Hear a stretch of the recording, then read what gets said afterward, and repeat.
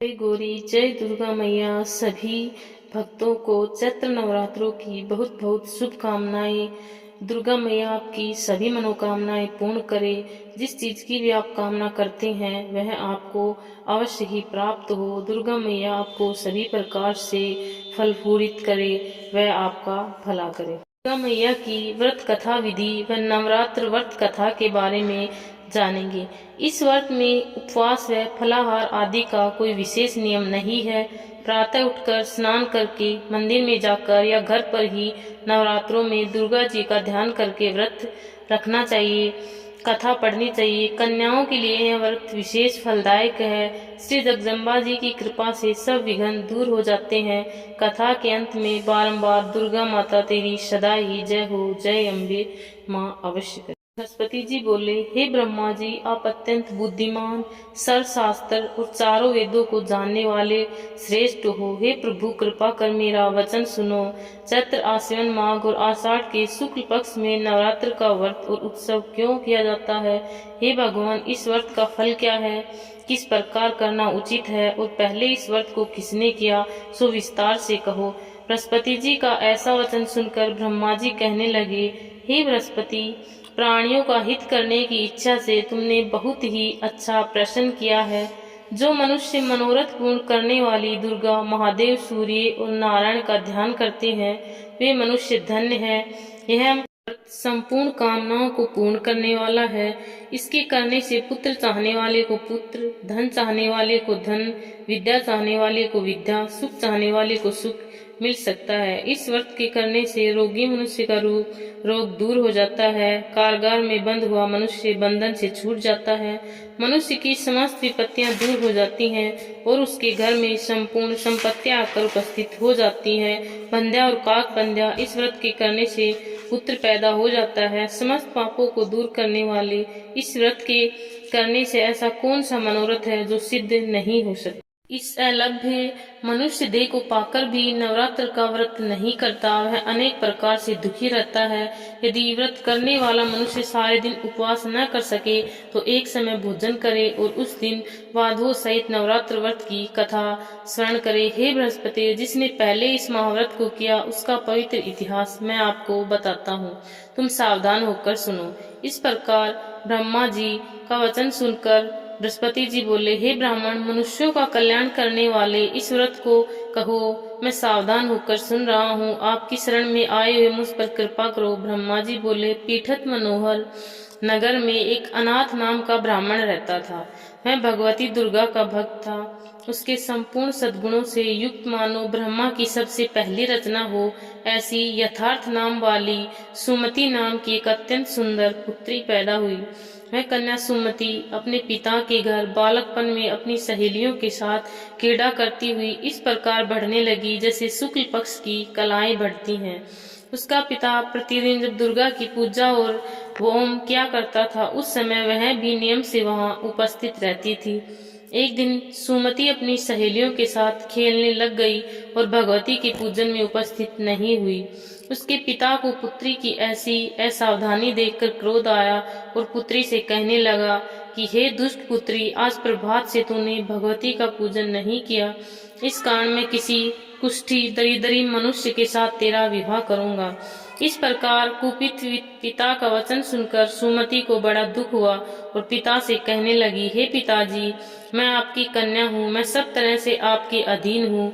जैसी आपकी इच्छा हो मेरा विवाह कर सकते हैं, पर होगा वही जो मेरे भाग्य में लिखा है। मेरा तो इस पर पूर्ण विश्वास है। मनुष्य न जाने कितने मनोरथों का चिंतन करता है, पर होता वही है जो भाग्य में विधाता ने लिखा है।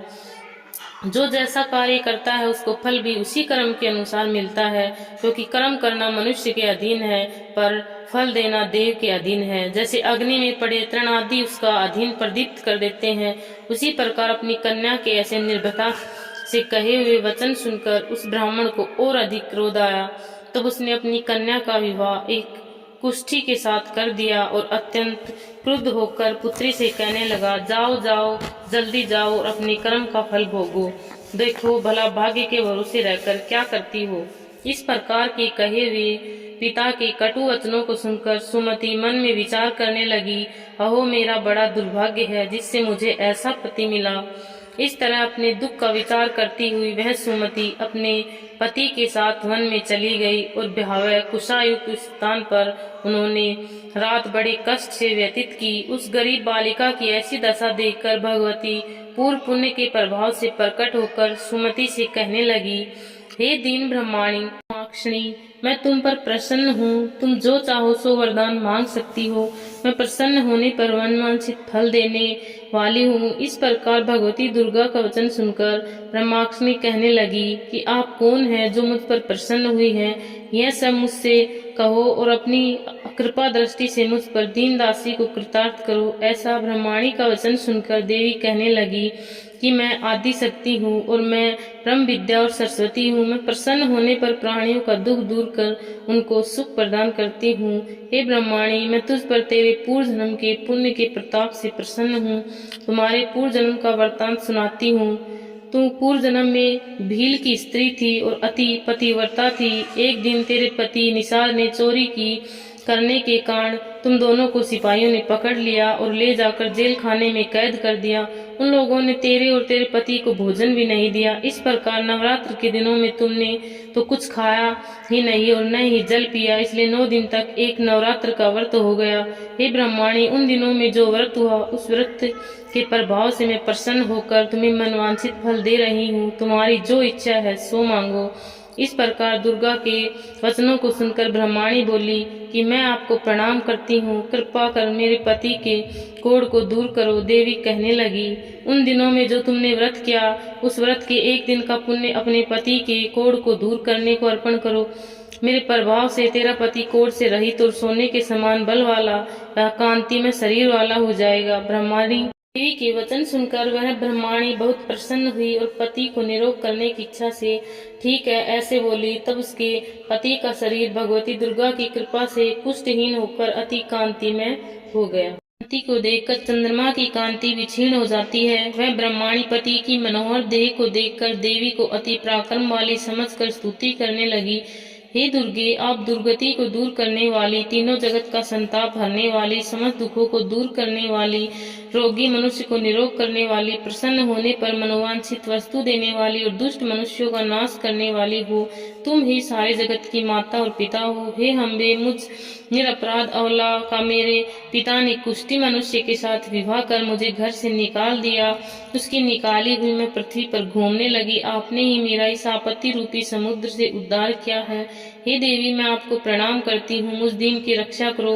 ब्रह्मा जी बोले कि हे बृहस्पति, इस प्रकार उस सुमति ने मन से देवी की बहुत स्तुति की और उसके द्वारा की हुई स्तुति को सुनकर सुमति पर देवी को बहुत संतोष हुआ और ब्रह्माणी से कहने लगी, हे ब्रह्माणी, तेरे उद्दालक नाम का अति बुद्धिमान, कीर्तिमान और जितेंद्रिय पुत्र शीघ्र ही होगा। ऐसा कहकर वह देवी उस ब्रह्माणी से फिर कहने लगी, हे ब्रह्माणी, और जो कुछ तेरी इच्छा हो वही मनवांछित वस्तु मांग सकती है। ऐसा भगवती दुर्गे का वचन सुनकर सुमति बोली, हे दुर्गे, अगर आप मुझ पर प्रसन्न हैं तो कृपा कर मुझे नवरात्र व्रत विधि बताइए। हे दयामती, जिस विधि से नवरात्र व्रत करने से आप प्रसन्न होती हैं उस विधि तथा उस फल को मुझे विस्तार पूर्वक कहे। इस प्रकार ब्रह्माणी के कहे वचन अनुसार माँ दुर्गा कहने लगी, हे ब्रह्माणी, मैं संपूर्ण पापों को दूर करने वाली नवरात्र व्रत की विधि बताती हूँ, जिसको करने से समस्त पापों से छुटकारा, मोक्ष की प्राप्ति हो जाती है। आश्विन मास में शुक्ल पक्ष की प्रतिपदा से लेकर 9 दिन तक विधि पूर्वक व्रत करे। यदि दिन भर का व्रत न कर सके तो एक समय भोजन करे। पढ़े लिखे ब्राह्मणों से पूछकर घट स्थापना करे और वाटिका बनाकर उसको प्रतिदिन जल से सींचे। महाकाली, महालक्ष्मी, महासरस्वती की मूर्तियां बनाकर उनको नित्य विधि सहित पूजा करे और पुष्पों से विधि पूर्वक अर्घ्य दे।